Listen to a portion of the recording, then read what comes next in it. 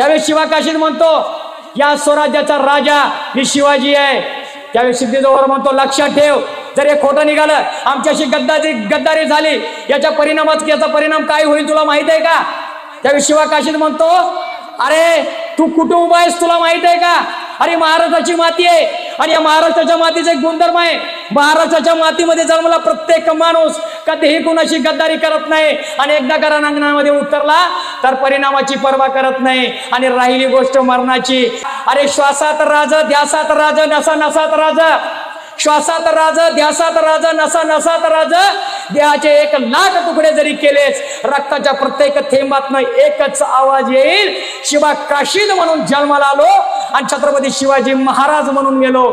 यासारखं थोर नशीब नाही माझं, नशीब नाही माझं.